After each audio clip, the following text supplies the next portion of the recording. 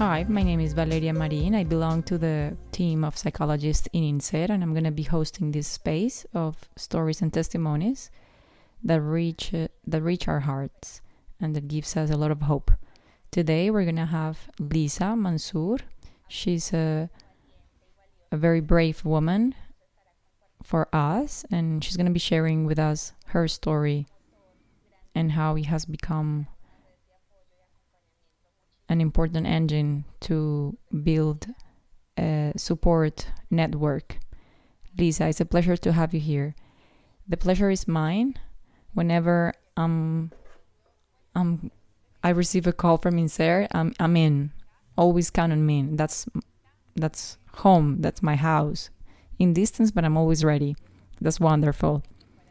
Trust me that for us, it's a pleasure to have you here. And for all the people that are going to listen to us, it's going to be wonderful to have your wisdom. So let's start. We're ready. Can you tell us a little bit what's the story behind that woman that has become a reference to other women that go through this process of fertility that are not simple? Well, I'm a very social person. Wherever I go, I make friends. But in relationships, it's not so easy.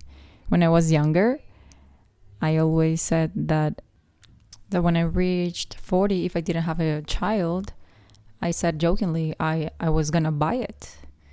And maybe those words marked like The Secret. I said it so many times that it became true. So when I turned 40, I said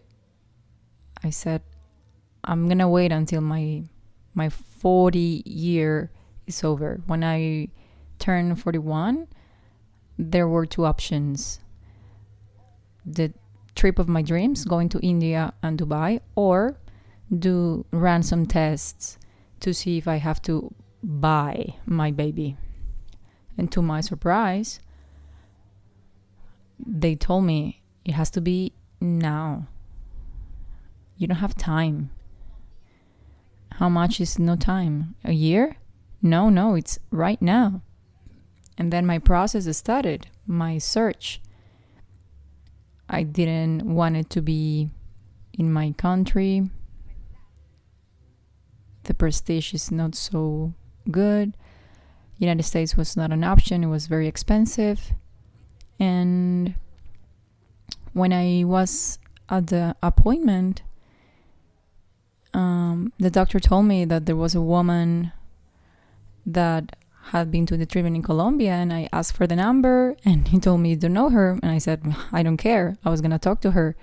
And I called, and I did some research as well.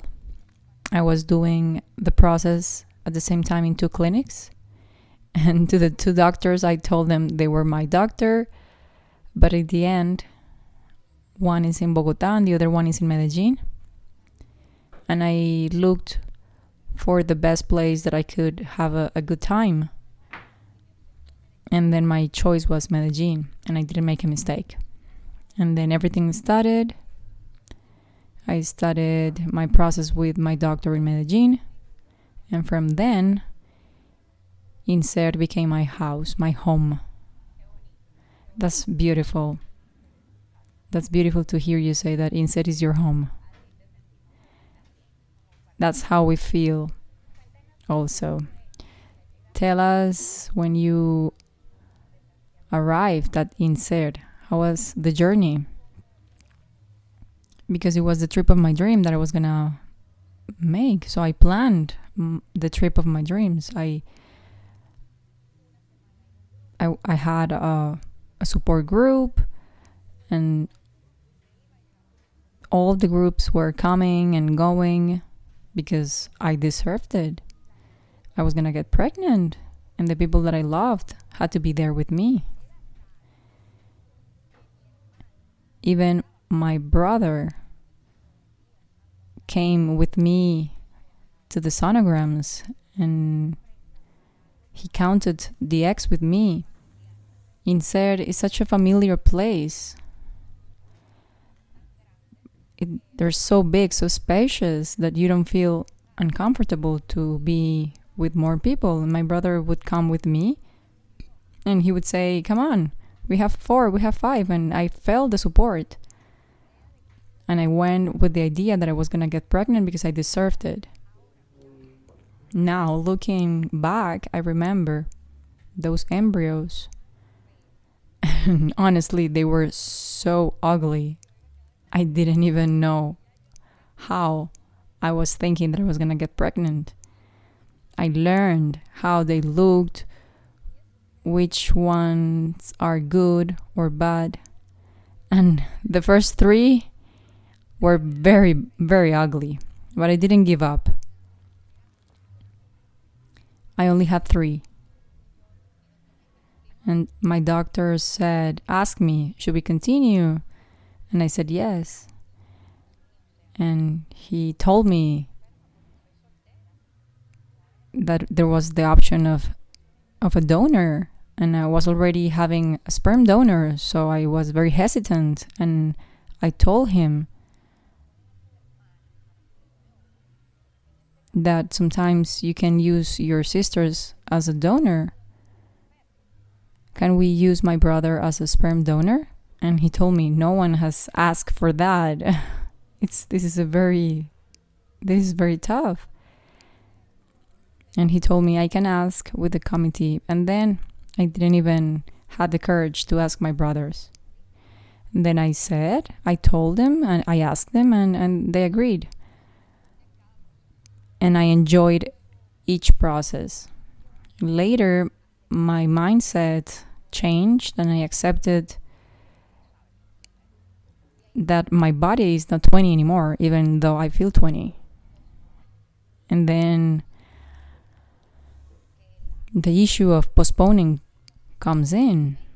And now we have this mentality that the 40s are the new 20s, but your body knows that you're not that young. The pictures, the photos will tell you how old you are. And there comes the acceptance of knowing when you have to continue and when you have to stop. And then you have to take the next step. Of course, that's an issue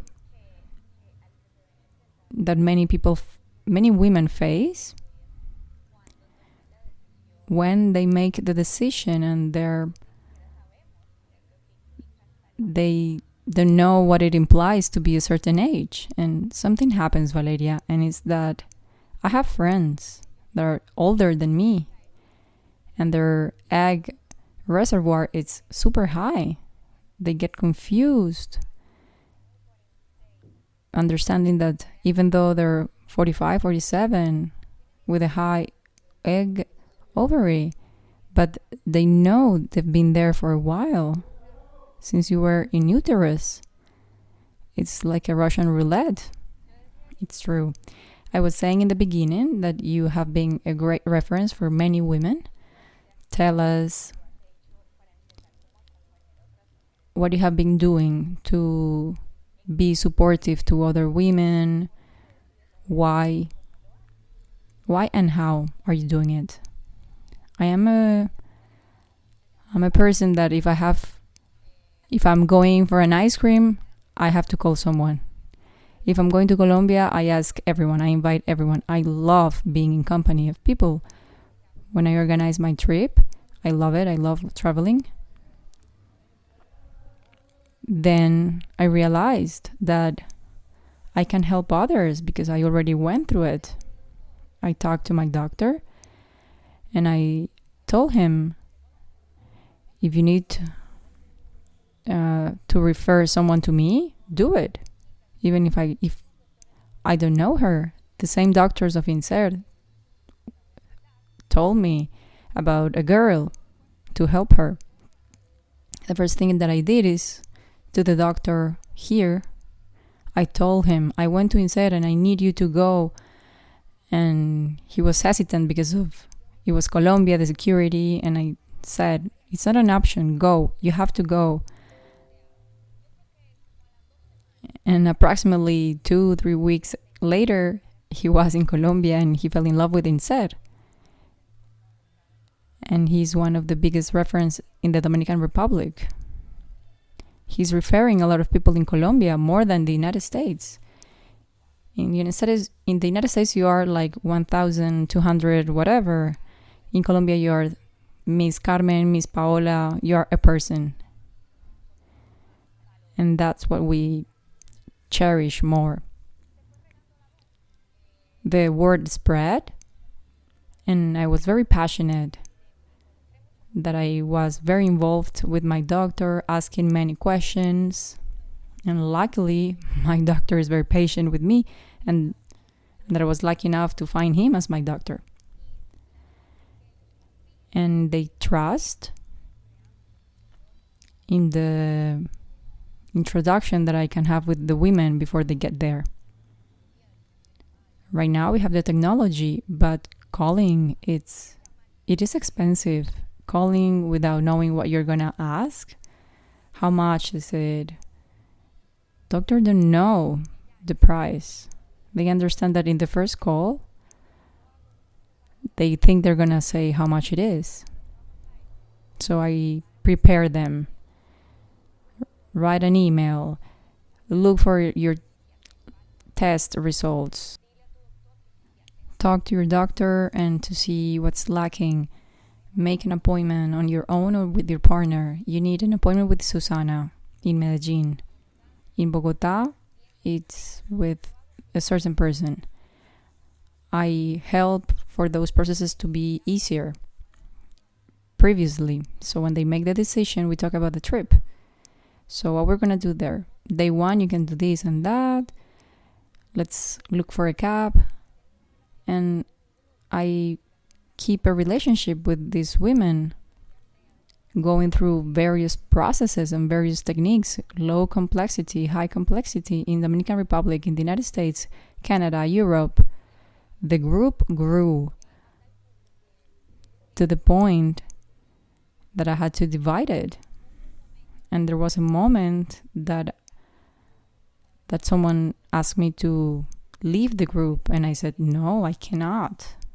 So whatever happens to me, I cannot leave the girls behind. I'm the captain of the ship, and the group is still there. But sometimes, of course, when women go, they ask me, they say, I'm leaving. I don't want anyone to know that I'm leaving. I'm very nervous already, so I'm going to let you know. So I keep the group chat and the private chat. You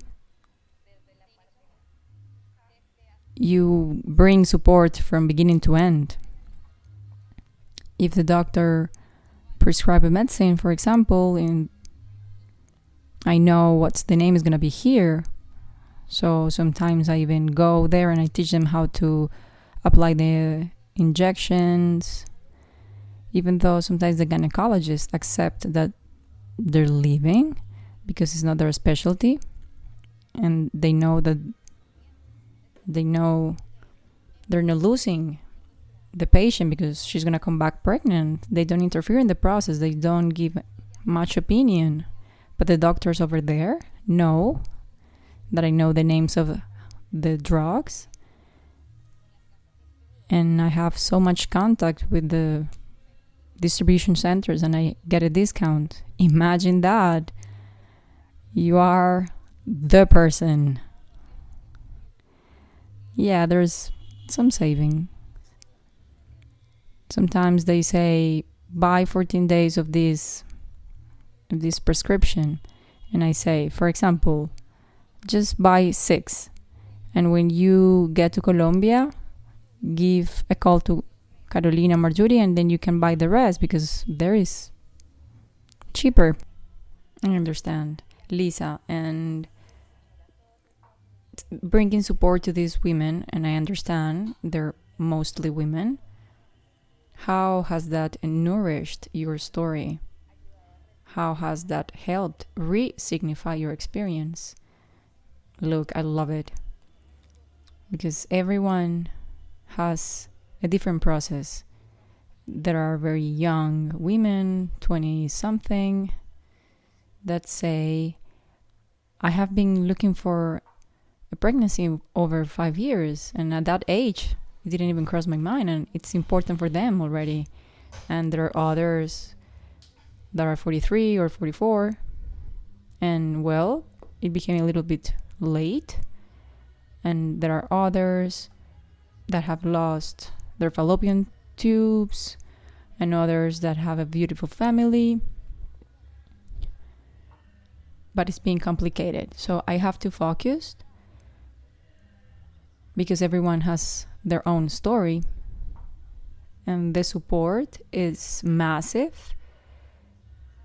There is like a personalized support, and there is a psychologist, and everyone understands that going through a fertility treatment, and the first thing that I tell them is the first time doesn't count. If it counts, you have to go kneeling and praise to the Lord. And I focus there. How far are you? It doesn't matter. You cannot compare my process. I am this old, I have this condition, I have a thyroid condition, this and that. I have masses, I have tried. But there is a history, and it's not yours. Maybe you get pregnant in the first chance, and you won't know what is a no, and because it's traumatic. But the first thing I tell them is, you're gonna see a no. And I prepare them for a no. And maybe I'm a little bit bad for that, but not even remotely there is a certainty of a 70% in the first chance. I found that valuable, because I was saying in the beginning, with your wisdom, the wisdom of your own experience, and when you go through experience, you know firsthand how those no works, and how it is important to prepare to handle them. You were saying at some point that a no is part of the process, and that the process implies facing those no. And this process is not for everyone. If someone is not ready for a no, they cannot go on, because that no can break you in 1,000 pieces. When I saw that no, I couldn't believe it. I was asking myself, what did I do wrong? What didn't I do that I was told? Maybe it was that time that I went to the toilet, or maybe I carried something, and then you start to feel guilty, and you can become very frustrated, and the process can stop there in the frustration, in that no. And that's where you gain the strength and say, I am ready. I remember one part of the process when I was in Colombia. That trip was horrible. Everything went wrong. In that trip, the airline closed. I had to stay there. In that trip, the computer, when they were doing the transfer, the computer turned off and I couldn't see the embryos. When the doctor finished my process, I asked him,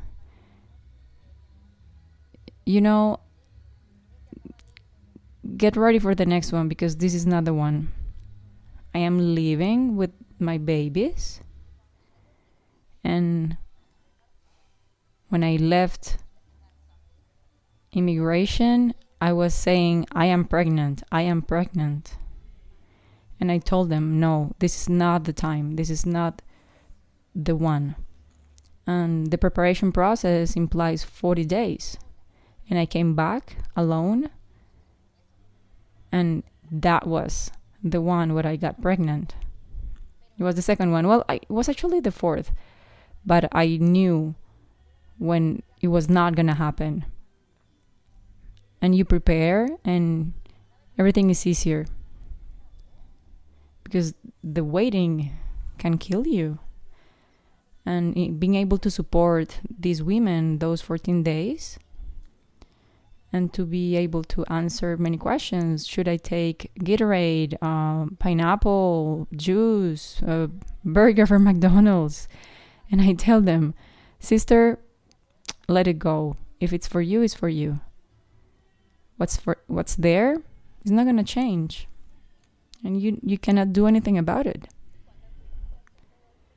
When you start this journey, did you ever think that you were going to end up doing this process with all these women? No, not really. I didn't even think about it. Since I'm like out of the range of age, because these processes are usually not, the people that go through this are not single usually. And I could see couples, and I didn't even care. I was saying hi to everyone, but everyone goes with a bit of shame, trying to hide their faces. And I go on my own or with a friend. They might think I'm a lesbian, but I didn't think about it. And I'm with a group of women that trust me profoundly, and they're young. And you realize, wow, I didn't have to go through this. It had to be them. And this year has been really difficult because life sort of stopped, but our bodies kept going. And they're still aging. In the beginning of the pandemic, there was a video that really impacted me. There were more than 5,000, 7,000 babies in Russia in a hotel from surrogate mothers that they handled. And it was mothers from every single corner of the world, and they were in a hotel. And really, this project, because it is a project, it could be bigger, a lot bigger, but I do it out of love. This is not a business for me. I don't charge anyone. And there are people who do this as a business. I don't do it for money. I do other things. And for me, this is a passion. They write to me.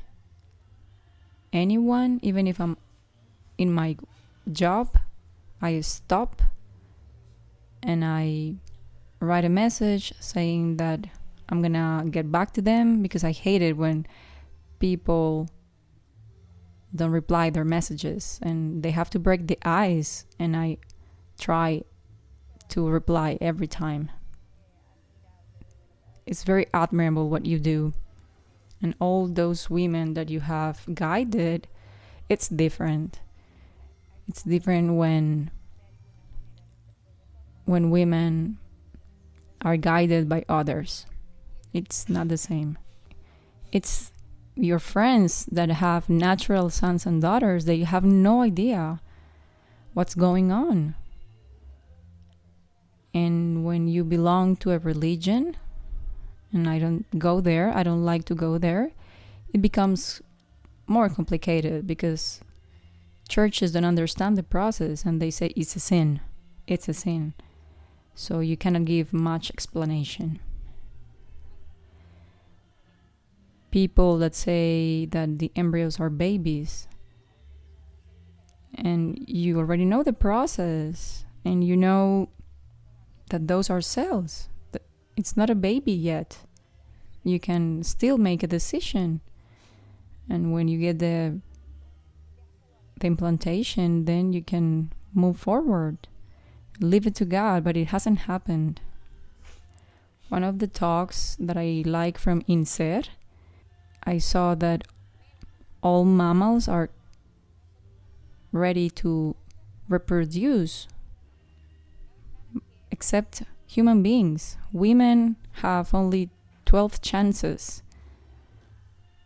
per year, and then you have to guess when, and maybe it happens and maybe it doesn't. But dogs, for example, lions, it's easy. But women, no. So leave it to God, I say. 2 chances are gone, okay, let it go. So sometimes what I say is, don't talk about this with your friends. They won't understand. Whenever you have good news, then you can share.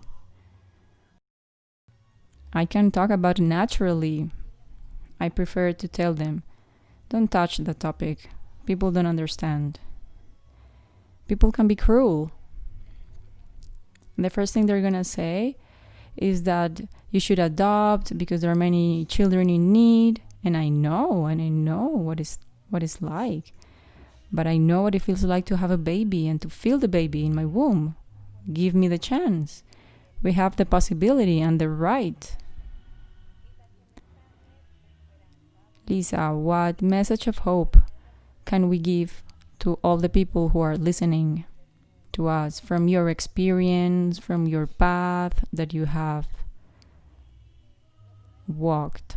The first thing is to have the courage to accept that your body said no naturally, and don't feel less of a woman because of that, and accept. And don't accept if a man says you cannot give me a child. Money, well, there are many ways to earn money in a humble way. You don't have to steal it. You can program yourselves. You are going to do it in a certain period of time, and I'm going to do this and that. I'm going to sell this and that. I made a campaign. I'm not going to ask for it, the whole of it, because it's not responsible. So I made a budget to be helped with the trip expenses, but I understand that the acceptance process is the first. The means are there, the people are there, and look for support. For me, more than having a partner, it's important to have a network. It doesn't have to be with me, but a team of people that support you. In my case, it was my family. Everyone knew what I was doing. I explained. I'm going to talk about this once after this, and after the questions you want to ask. This is a closed topic because it's my process. Then I understand that it's a very personal experience. It's a personal decision, but you need support. And if you desire to be a mother, no one can come as an obstacle. That's very valuable, Liza. Thank you. So we can come to a conclusion with all you have said today. And it's beautiful to see all the opportunities that you have to be, but you have to find the way. And I feel from your story is that you don't have to postpone. You don't have to leave it to life. You have to make decisions. I did it late, but it cannot be postponed, definitely. That story, your story, has been very helpful and is of paramount importance for all those women who have been guided by you. It's important to have the voice of experience of a woman who has gone through a process like that to make more sense out of it to them and to their families. Thank you very much. Thank you. Thank you to Inser. And I do it from my heart because for me, one girl accomplishing her dreams is like a dream come true to me. For us, it's like a dream to listen to you. See you soon. Bye bye.